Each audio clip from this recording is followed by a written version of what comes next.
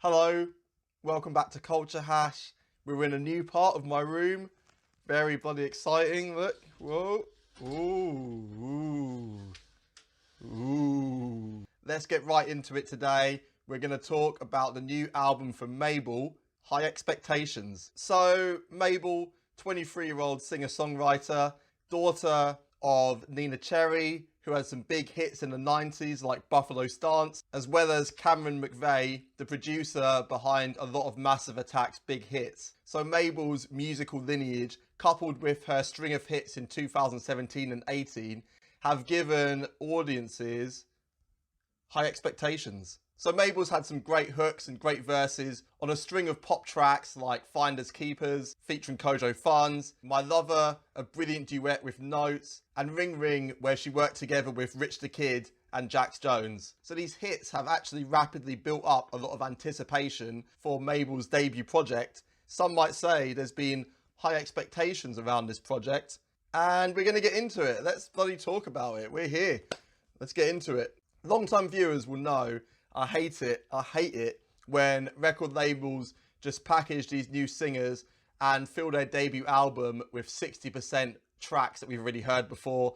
Most of these are hits. What I like about High Expectations is that the majority of these songs are new. This makes High Expectations feel like a creative project for Mabel rather than an exercise for a record label to cash in on all of her past hits. We can still enjoy these old hits as they've been included as bonus tracks at the end. High Expectations is 14 tracks long, sort of drags towards the end, and it feels like Mabel's hitting most of the pop cliches. But the purpose of this project is to establish Mabel's personality and show that she's a fun artist who makes good, carefree music. And to that degree, the album is a success. But we're not here to talk about how many hit songs are going to come off this album. We're here to find out, is it any good? The answer, it's okay. It does what it needs to. It does what it needs to, really. 3 tracks in, we get the centerpiece of the album, Don't Call Me Up, Mabel's biggest hit, peaked at number 3 in the UK. We've all heard this song. It came out in January. It's been all over the charts, all over the radio.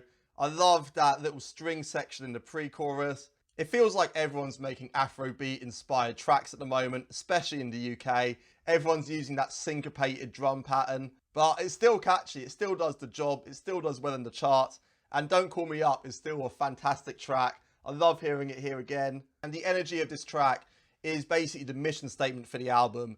It's all about a breakup, it's about Mabel just having fun, her heart's broken, she's going out to the club, she's ignoring her phone and just having a good time.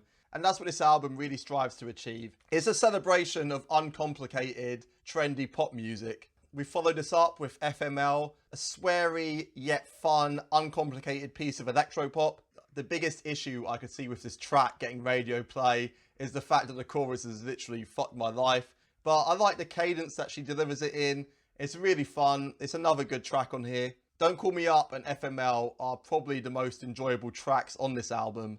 I also enjoyed OK, Anxiety Anthem. This one's produced by MNEK, which is always good fun. Anxiety Anthem, as you can imagine, deals with anxiety. The lyrics feel distant and vague, so you don't really feel a sense of connection with Mabel.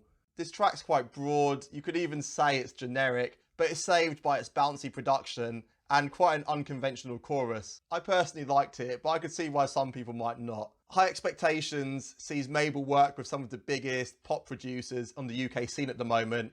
We've got the aforementioned MNEK, Fraser T. Smith, Oak, Al Shucks, and Snakehips. As such, this album feels like it could have been made by anyone really. Mad Love feels like exactly what it is, a rip-off of Rihanna.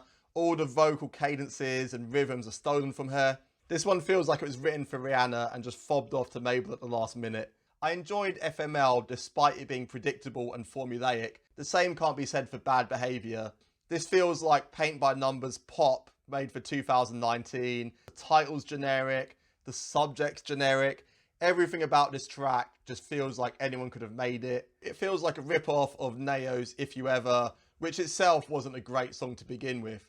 We Don't Say is a generic auto-tuned ballad. Obviously, High Expectations does a fair amount of trap experimentation because everyone's doing that at the moment. Stockholm Syndrome's the biggest culprit. It feels like a take on Ariana Grande's recent pop trap stylings. Again, any decent female vocalist could probably have made this track. Mabel's a great singer and she doesn't overly rely on auto-tune. She's got a lovely range and a beautiful texture to her voice, but she feels anonymous on her debut album as the production just wildly shifts between one trendy style to another.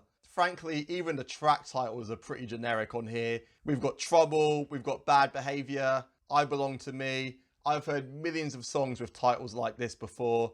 And that's my biggest and frankly, it just sums up my biggest criticism with High Expectations. And frankly, it just sums up my biggest criticism with High Expectations. For me, Mabel, High Expectations is worthy of 4 out of 10.